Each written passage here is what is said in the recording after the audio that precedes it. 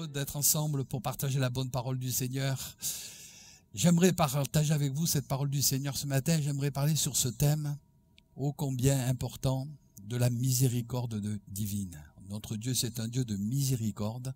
Et ce Dieu de miséricorde nous demande aussi d'être des gens à son image, c'est-à-dire des gens remplis de miséricorde. C'est pour cela qu'en introduction, j'aimerais qu'on puisse partager ce psaume 136 et ensuite, nous verrons ce que Dieu veut nous dire à travers ces quelques paroles. Psaume 136. Voilà ce qui nous est dit. Louez l'Éternel, car il est bon, car sa miséricorde dure toujours. Louez le Dieu des dieux, car sa miséricorde durera toujours. Louez le Seigneur des seigneurs, car sa miséricorde durera toujours. Celui qui seul fait de grands prodiges, car sa miséricorde durera toujours. Celui qui fait les cieux avec intelligence, car sa miséricorde durera toujours. Celui qui a étendu la terre sur les eaux, car sa miséricorde durera toujours. Celui qui a fait les grands luminaires, car sa miséricorde durera toujours. Le soleil pour présider au jour, car sa miséricorde durera toujours. La lune et les étoiles pour présider à la nuit, car sa miséricorde durera toujours. Celui qui frappa les Égyptiennes en leur premier-né, car sa miséricorde durera toujours. Et fit sortir Israël du milieu d'eux, car sa miséricorde durera toujours. À main forte et à bras étendus, car sa miséricorde durera toujours.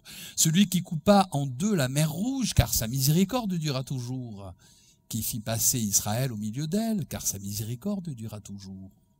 Et précipita Pharaon et son armée dans la mer rouge, car sa miséricorde durera toujours. Celui qui conduisit son peuple dans le désert, car sa miséricorde durera toujours. Celui qui frappa de grands rois, car sa miséricorde durera toujours. Qui tua des rois puissants, car sa miséricorde durera toujours. Sion, roi des Amoréens, car sa miséricorde durera toujours. Et Og, roi de Basan, car sa miséricorde durera toujours. Et donna leur pays en héritage, car sa miséricorde durera toujours. En héritage à Israël, son serviteur, car sa miséricorde durera toujours. Celui qui se souvint de nous quand nous étions humiliés, car sa miséricorde durera toujours. Et nous délivra de nos oppresseurs, car sa miséricorde durera toujours. Celui qui donne la nourriture à toute chair, car sa miséricorde durera toujours. Louez le Dieu des cieux, car sa miséricorde durera toujours. Voilà, gloire à Dieu. Psaume 136. Je pense qu'il y a un verset qui vous a tous interpellés. Parce que nous l'avons lu plusieurs fois. Car sa miséricorde dure à toujours. Peut-être qu'on pourrait le dire tous ensemble. Car sa miséricorde dure à toujours. Et ce leitmotiv, car sa miséricorde dure à toujours, quelque peu ennuyeux peut-être quand on a lu le psaume 136, on lit, puis même Og, roi de Basan, car sa miséricorde durera toujours. Je crois que c'est une insistance voulue, permise par Dieu, comme pour faire rentrer cette vérité à coups répétés. Ça me donne l'image des coups d'un marteau pour bien enfoncer le clou dans le mur. Et que le Seigneur veut nous dire, car sa miséricorde durera toujours. Et quand vous allez repartir et que ça vous suive toute la semaine, car sa miséricorde durera toujours. Et je pense que quand cette parole, elle devient, parce que la parole elle est créatrice, elle devient réalité dans notre cœur, vous allez voir ce que le Seigneur va faire dans sa miséricorde pour nous, pour nos vies, pour nos familles, pour tout ce qui va nous arriver. Pourquoi? Car sa miséricorde dure à toujours. D'ailleurs, c'est lorsque le roi Salomon qui va dédicacer la maison de l'Éternel et que Dieu va y mettre son approbation en répandant par le feu, tout le peuple va à nouveau s'écrier « Car sa miséricorde dure à toujours ». C'est Moïse aussi qui va recevoir cette vision nouvelle pour aller plus loin dans le livre de l'Exode, et il va justement parler de ce Dieu ce Dieu vivant et vrai, que nous adorons, que nous bénissons. Et il nous est dit, eh bien, au chapitre de l'Exode, chapitre 34, verset 5, l'Éternel descendit dans une nuée, se tint là auprès de Moïse et proclama le nom de l'Éternel. Et l'Éternel passa devant lui et s'écria, l'Éternel, l'Éternel, Dieu, miséricordieux et compatissant, lent à la colère, riche en bonté et en fidélité, qui conserve son amour pour 1000 générations, qui pardonne l'iniquité, la rébellion, le péché, qui ne tient point le coupable pour innocent, qui punit l'iniquité des pères sur les enfants et sur les enfants des enfants, jusqu'à la 3e et la 4e génération. Il nous dit qu'aussitôt, après cette révélation, Moïse s'inclina à terre et adora le Seigneur, l'Éternel, miséricordieux, compatissant, lent à la colère, riche en bonté et en fidélité, qui conserve son amour, qui pardonne la rébellion et le péché. Pourquoi? Parce que sa miséricorde dure à toujours. La miséricorde fait partie de l'essence même de Dieu. C'est pour cela qu'on le verra tout à l'heure. Le Seigneur dira, quand on réalise la miséricorde de Dieu à notre égard, il nous dira, soyez donc miséricordieux, comme votre Père céleste est lui-même miséricordieux. Qu'est-ce que la miséricorde? La miséricorde divine. La miséricorde, ça vient du latin misericordia. C'est une pitié qui pousse à pardonner aux coupables.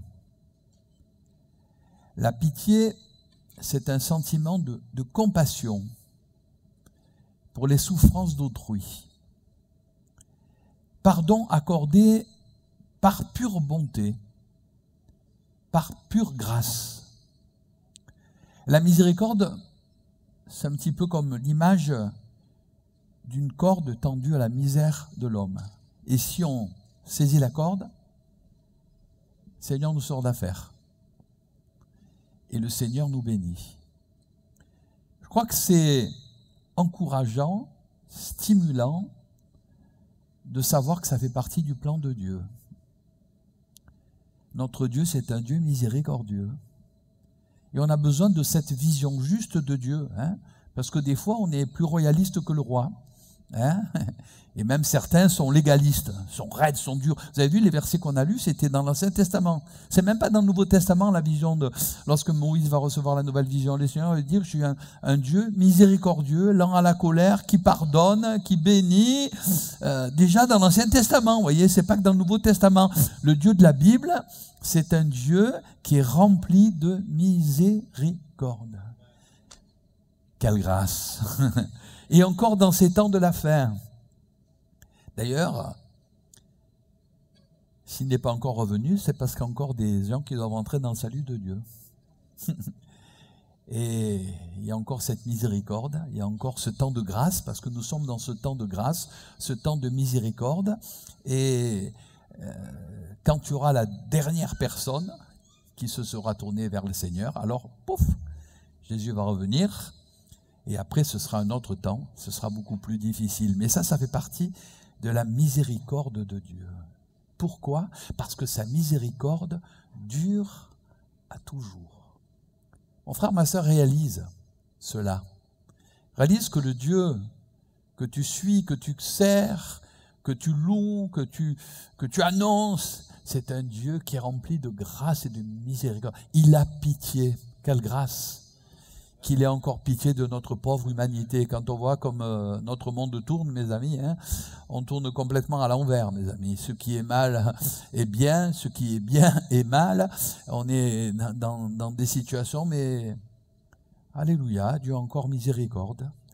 Et Dieu n'est pas là pour juger, nous condamner, mais il est encore là pour nous faire grâce et pour nous faire miséricorde.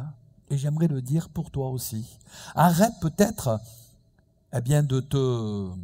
justement de faire le contraire, de te culpabiliser. C'est le diable qui nous culpabilise. Le diable, il nous montre toujours ce qui ne va pas, nous culpabilise. Hein? Il dit, tu vois, tu es nul, tu vaux rien, tu t'en sortiras jamais. Hein? Ça, c'est le diable qui nous le met. Le Seigneur lui dit, non, non, tu vas t'en sortir. Prends ma corde. Saisis ma main. Et tu vas voir, eh bien, tu pourras être le dernier des derniers, la dernière des dernières. Au contraire, j'ai dit dans ma parole que les derniers seront les premiers et que les premiers seront les derniers, tu vois. Alors, tu vas t'en sortir parce que je suis un Dieu miséricordieux. Et ça, c'est les effets de la miséricorde de Dieu. Les effets de la miséricorde de Dieu, eh bien, déjà, c'est le salut. C'est le psalmiste qui dira, sauve-moi à cause de ta miséricorde. Souviens-toi de moi selon ta miséricorde. La miséricorde divine à notre égard. Vous réalisez cette grâce de Dieu à notre égard? Moi, quand je réalise cela, je suis émerveillé. La grâce de Dieu à mon égard. Qu'est-ce qu'on est, mes amis? Hein? Psaume 136, versets 23 et 24 dira « Celui qui se souvient de nous quand nous étions humiliés, car sa miséricorde dura toujours, et qui nous délivra de nos oppresseurs, car sa miséricorde dura toujours. » Le salut, la délivrance de notre Dieu. Vous vous rappelez le jour où le Seigneur vous a sauvé? Pas parce que vous étiez meilleur que les autres, hein? C'est dans sa grâce.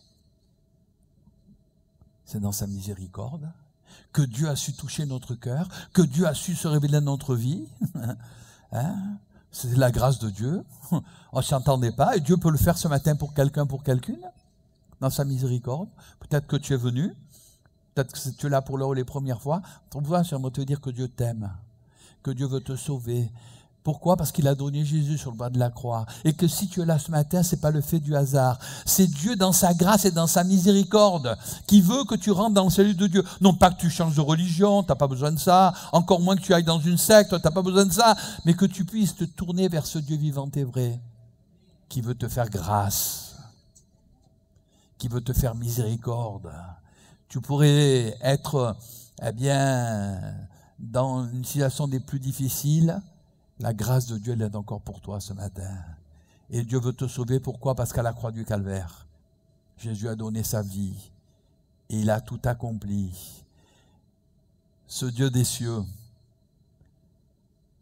il est libre de toute contingence. Il sauve qui il veut, quand il veut, où il veut, mes amis. Comme il veut. D'ailleurs, il dira, je fais grâce à qui je fais grâce. Miséricorde à qui je fais miséricorde. Ainsi, dira l'apôtre dans l'Épître aux Romains, cela ne dépend ni de celui qui veut, ni de celui qui court, mais de Dieu qui fait miséricorde.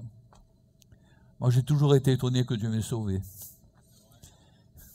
Qu'est-ce que je serais devenu sans le Seigneur? Je serais que je serais déjà mort. Connaissance que j'étais quand je me suis converti jeune, si j'avais pas eu le Seigneur. Et c'est pour ça que j'ai jamais jugé les autres. Je sais très bien que j'aurais très mal tourné, parce que j'aurais voulu certaines choses et je suis convaincu que je serais plus sur cette terre, hein, humainement parlant. Mais quelle grâce, ce jour où le Seigneur a parlé à mon cœur et à ma vie. Alors que, comme je dis souvent, lorsque je suis venu au culte, je m'étais dit, c'est la dernière fois que je vais au culte, parce qu'après je reviendrai plus, parce que j'avais d'autres choses dans la tête. Et ce jour-là, et merci Seigneur pour les dons spirituels, par un don spirituel, Dieu m'a parlé, mais alors c'était pile poil. Et personne ne savait ce que je devais faire, personne, et puis en plus la personne, je ne sais même pas qui c'était. Et là, le Seigneur dit, mais j'ai un autre plan, c'est que tu me donnes ta vie, et je vais te sauver, et je vais te bénir, et j'ai de bonnes choses pour toi. Et merci Seigneur, parce que j'ai compris que c'était la miséricorde de Dieu, la grâce de Dieu, et Dieu m'a sauvé, Dieu m'a béni. Et maintenant avec le col, je dis, mais pourquoi tu l'as fait Seigneur? Je n'étais pas meilleur. On n'est pas meilleur que les autres, hein? Arrêtons de nous prendre pour ce qu'on n'est pas. Il y a des gens, ça c'est de la religion. La religion. Hein? Moi, qu'est-ce qu'on serait sans le Seigneur? Hein? Pour ça, ne jugeons pas, on verra tout à l'heure, ne jugeons pas les autres. C'est le Seigneur qui, dans sa grâce, un jour nous a touchés. Hein? Il nous a fait miséricorde. Hein? On ne sait pas pourquoi. On ne le mérite pas et on ne le méritera jamais. Mais alléluia, il nous a vus. Comme il voit encore notre humanité. Il y a encore des gens qui doivent entrer dans le salut de Dieu. C'est peut-être toi ce matin. Alors ce matin, arrête de te culpabiliser. N'écoute pas le diable qui dit c'est pas pour toi. Non, prends la corde. Viens à Jésus et tu verras que le Seigneur va te sortir d'affaire et que le Seigneur va te bénir. C'est ça les effets de la miséricorde de Dieu. C'est le salut et puis le Seigneur va te délivrer. Les effets de la miséricorde de Dieu aussi, c'est extraordinaire. C'est le pardon. La miséricorde et le pardon. Psaume 78, verset 38, il nous dit « Toutefois, dans sa miséricorde, il pardonne l'iniquité et ne détruit pas. Il retient souvent sa colère et ne se livre pas à toute sa fureur. » C'est pourquoi, dans sa miséricorde, il pardonne l'iniquité et il ne détruit pas. Il retient souvent sa colère et ne se livre pas à toute sa fureur, mes amis. Hein? Ça, c'est ce Dieu de la miséricorde. Ce Dieu qui pardonne. Quand on sait reconnaître sa misère et son péché. Quand on lui dit, Seigneur, voilà, il y a ça, ça ne va pas. Mais dans ta grâce, dans ta miséricorde, le Seigneur vient et il nous pardonne. Et le pardon de Dieu, c'est l'oubli. La Bible dit que Dieu prend nos péchés, il les jette au fond de la mer et il ne s'en souvient plus. Quelle grâce, mes amis. Hein? Il n'est pas comme nous qui, des fois, on ressort des histoires. Ah, il y a 15 ans, mais c'est fini, hein, c'est terminé. Dieu, lui, il est miséricordieux. Alors c'est oublié, on n'en parle plus. Dieu a passé l'éponge, alors qu'est-ce qu'on va ressortir? Parce que là, c'est faire le jeu de l'adversaire. Et là, c'est plonger à nouveau. Et couler à nouveau. Quand Dieu a pardonné, il a pardonné. Et j'ai rien à ajouter, j'ai rien à retrancher, j'ai laissé faire le Seigneur. Dieu l'a pardonné, Dieu l'a pardonné. Regardez, même le roi David. Pourtant, c'était le roi David. Hein, il a eu cette histoire avec Bathsheba, mes amis. Bien sûr, il y a eu des conséquences. L'enfant qui était, il est mort. Mais il a su, et Dieu a permis que le prophète vienne, parce que lui, il s'était laissé prendre. Alors David, il a dû passer par un moment difficile. Il a su s'humilier, su demander pardon à Dieu. Et Dieu l'a pardonné. Et Dieu l'a relevé. Et ça fait partie de la miséricorde de Dieu. Pourquoi? Parce que sur le bois de la croix, des siècles plus tard, Jésus allait dire, « Père, pardonne-leur, parce qu'ils ne savent ce qu'ils font. » C'est ça la miséricorde de Dieu. Hein, les effets de la miséricorde de Dieu, c'est la grâce de Dieu à notre égard. Seigneur, tu m'as sauvé. Hein, quelle grâce de ce que tu t'es révélé dans ma vie. Tu m'as délivré de ces liens. J'y arrivais pas. Mais dans ta grâce, tu m'as délivré. Et puis, bien plus, tu m'as pardonné. Je me sens dégagé. C'est extraordinaire, mes amis. Ça, c'est les effets de la miséricorde de Dieu. Et puis, non seulement tu m'as pardonné, non seulement tu m'as sauvé, non seulement tu m'as délivré, mais alléluia, tu me conduis. Tu me diriges.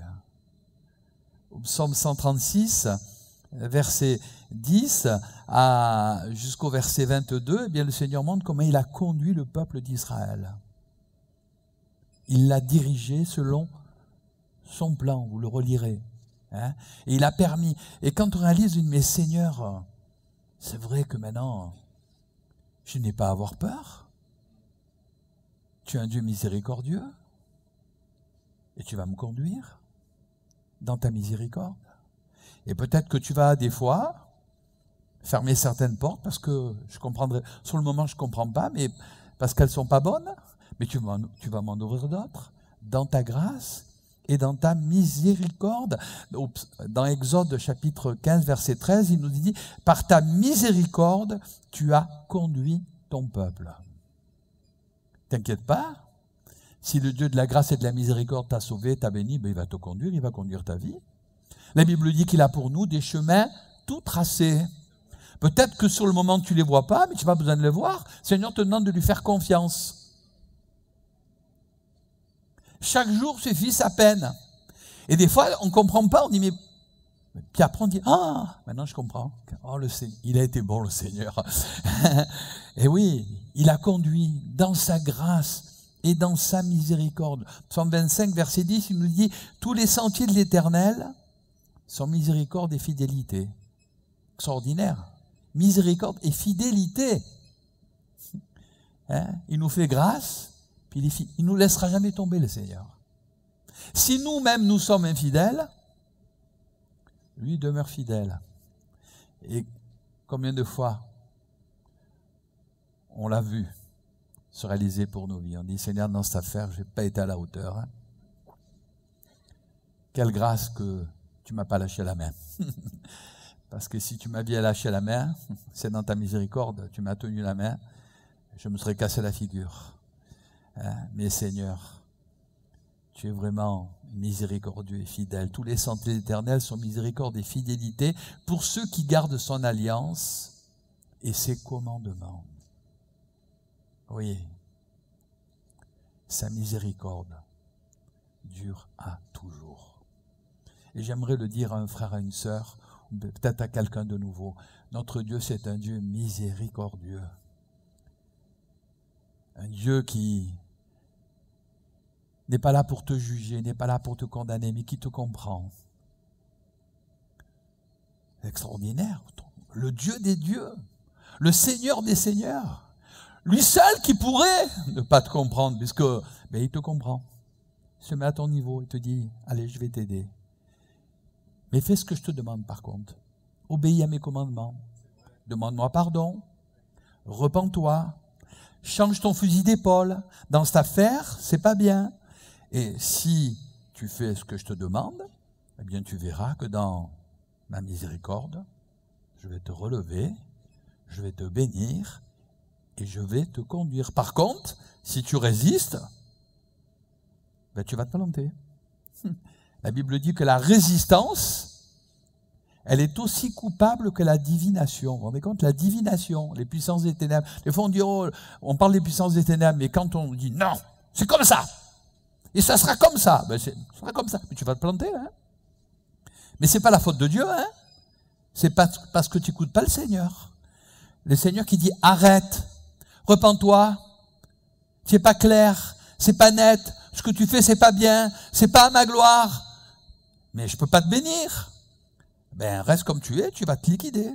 Par contre, si tu me demandes pardon, et si tu fais ce que je te demande, dans ma grâce et dans ma miséricorde, je vais te relever, je vais te pardonner, et je vais te conduire là où je veux te conduire, et tu verras que si je te conduis là où je veux te conduire, il y a pour toi une grande bénédiction. Dieu conduit nos vies dans sa grâce et dans sa miséricorde. Pour ceux qui sont chrétiens depuis de longues années, ils peuvent le dire combien le Seigneur a conduit les choses. Et des fois dans les moindres détails. On ne s'y attendait pas du tout. Pour nous, serviteurs de Dieu, moi, des fois, je me dis, mais comment Dieu a conduit d'une manière, comment j'ai été muté là, je ne m'attendais pas du tout. Et Dieu dans sa grâce, et puis ça correspondait, mais c'est le Seigneur. Quand on laisse le Seigneur, et quand on fait ce que le Seigneur nous dit de faire, le Seigneur nous conduit. Et il nous conduit selon sa miséricorde. Et puis en plus, il est fidèle. Parce que si c'est lui qui nous conduit, il est fidèle, même pour nous sortir de l'épreuve de la difficulté, et pour nous montrer sa grâce et sa miséricorde, eh bien, tous les jours de notre vie. Le Dieu de la Bible, c'est le Dieu de la miséricorde. On a besoin de le réaliser. Mais ce qu'il nous dit aussi, c'est d'être des hommes et des femmes de miséricorde. Et ça, c'est très important, mes amis. Luc 6, 36, le Seigneur dira, « Soyez donc miséricordieux, comme votre Père céleste est miséricordieux. » Michée dira, au chapitre 6, verset 8, « Ce que le Seigneur demande de toi, Mon frère, ma sœur, mon ami, qu'est-ce qu'il demande de toi? C'est que tu pratiques la justice, que tu aimes la miséricorde et que tu marches humblement avec ton Dieu. Ne te prends pas pour ce que tu n'es pas. Arrête de faire le fanfaron. Déjà, tu fais rire les gens. Mais alors le Seigneur, il dit, mais qu'est-ce que c'est cet orgueilleux-là? Pour qui il se prend? Le pauvre. Il y a des gens, des fois, moi, frère, vous convenez? Oh là là. Reste simple, hein. Et puis il y a de la miséricorde. Qu'est-ce que t'es là à regarder les autres de haut, là, à les juger? Tu sais par où il est passé, le frère et la sœur? Tu sais ce qu'elle a vécu? Tu sais ce qu'il est en train de vivre? Alors il y a un peu de miséricorde. Arrête d'être raide et légaliste et juge. Moi, j'ai jamais aimé ça. J'ai jamais été comme ça et je rends grâce à Dieu. Et je le serai jamais.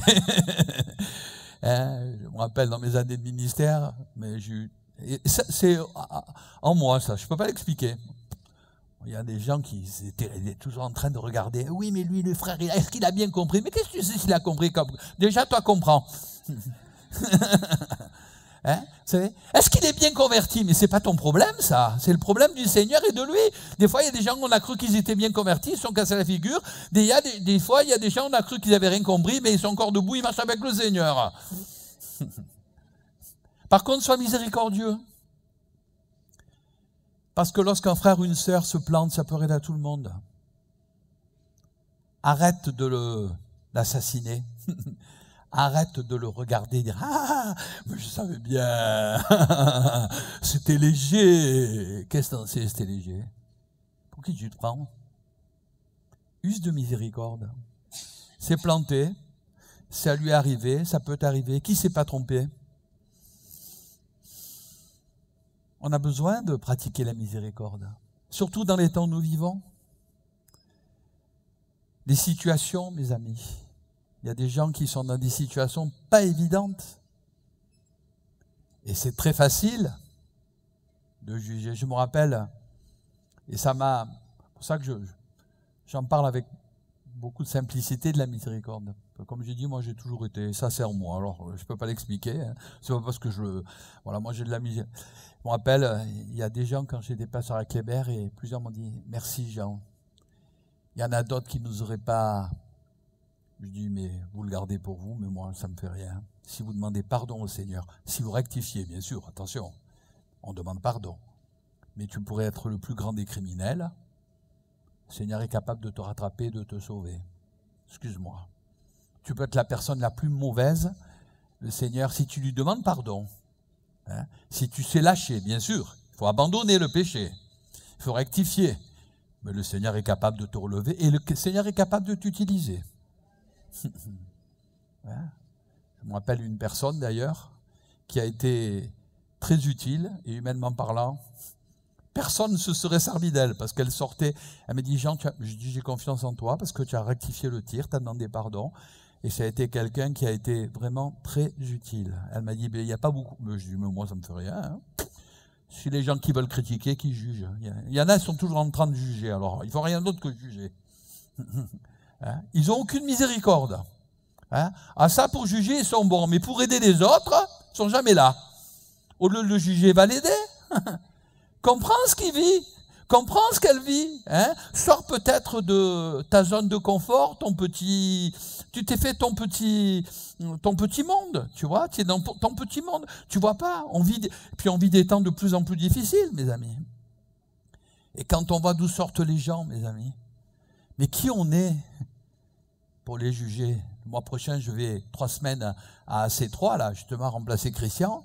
Quand on voit ces gars et quand ils vous parlent de leur vie, mes amis, mais il faut qu'ils aient... il faut déjà qu'on ait un bon contact avec eux. Ben, vous dites, ouais, ben, ce qu'il a vécu. Hein. Mais alléluia, le Seigneur veut les sortir d'affaires. Et moi, je ne suis pas là pour dire, ah ben alors, hein, attention parce que je vais être... Non, ils vont pas m'entacher. C'est moi qui, par la présence du Seigneur, il va les sanctifier. Et on va se faire du bien tous ensemble. C'est pas parce qu'on est... Et c'est ça l'homme miséricordieux. On a de la miséricorde. On a de la miséricorde pour ceux qui nous entourent. On a de la miséricorde pour ceux qui sont autour de nous. On a de la miséricorde même pour nos familles, nos enfants. Je me souviens, il y a quelques années, et pourtant, c'est là qu'il faut faire la différence entre le fond et la forme. Il y avait une chrétienne à Kléber qui venait un jour, son fils est homosexuel. Elle m'a dit, Jean, je ne veux plus le voir, je le mets dehors, je le jette. Mais je dis, tu ne fais pas l'œuvre de Dieu. On est contre l'homosexualité, c'est vrai, on n'est pas d'accord, c'est pas ce que la Bible dit. Hein? Mais il est lié, ton fils. Et c'est pas en le mettant dehors et en l'interdisant. Elle me dit, puis qu'il ne vienne pas à l'église. Je dis, mais il viendra à l'église tant qu'il voudra. Que ça te plaise ou non. Et toi ne viens pas, tu es une religieuse, je lui ai dit, c'est tout ce que tu es. Je lui ai dit, moi je préfère prêcher à lui que prêcher à toi, parce que toi tu sais tout, d'ailleurs on ne peut pas t'expliquer. Mais ça lui a fait du bien, parce qu'après elle m'a dit, ah pardonne-moi. J'ai dit, mais ton fils, il faut prier pour lui. Il faut qu'il soit délivré, ton fils. Il a besoin de la grâce de Dieu. Alors sur le coup, elle m'a fait un peu guerre. Puis un jour, elle est venue me voir, elle m'a dit, tu as raison, Jean. Je te remercie. Je lui avais parlé un peu sèchement. J'ai dit, on est contre, bien sûr. C'est travers, c'est déviance. Mais c'est pareil que le gars qui se drogue, que la fille qui se prostitue ou quoi. Mes amis, que l'homme qui boit, c'est pareil, c'est le péché. Voilà, on est contre ça, mais on n'est pas contre les gens. Jésus, il est venu pour les sauver, il est venu pour les rattraper, il est venu pour les délivrer. Et ça pourra être là. Et on a besoin d'user de miséricorde, mes amis. Hein? Et de ne pas le regarder de travers. Ouh là là, mais tu ne vas pas être infecté, t'inquiète pas. Toi, tu dois les infecter par la présence du Seigneur. C'est pas eux qui vont... Si tu as peur d'être infecté, c'est que tu as peut-être un problème. Mais use de miséricorde. Et on vit des situations avec des gens tellement... On a besoin d'être miséricordieux. Pourquoi? Parce que l'Éternel, il prend plaisir à la miséricorde. Et d'ailleurs, il dit dans Osée, « Semez selon la justice, moissonnez selon la miséricorde, défrichez-vous un champ nouveau. » L'homme miséricordieux, la femme miséricordieuse, elle apporte une parole de délivrance, une parole de salut, une parole de pardon, une parole de conseil, parole d'amour, parole de sagesse. Et d'ailleurs même Zacharie dira, même entre nous, ayez l'un pour l'autre de la miséricorde. Pourquoi tu parles comme ça, mon frère, ma soeur? C'est pas bien? Dans le fond, c'est même pas aux autres que tu fais mal, c'est à toi. Parce que tes paroles, elles sont dures. Mais dans le fond, il n'y a pas de la grâce derrière tout, mais tu te fais mal. Et tu en payes les pots cassés. Use de miséricorde. Prie peut-être pour lui, prie pour elle. Et laisse le Seigneur faire son œuvre. Et alléluia, parce que au temps de Dieu, cette personne pour qui tu as prié, le Seigneur fera son œuvre. Deviens ce bon samaritain.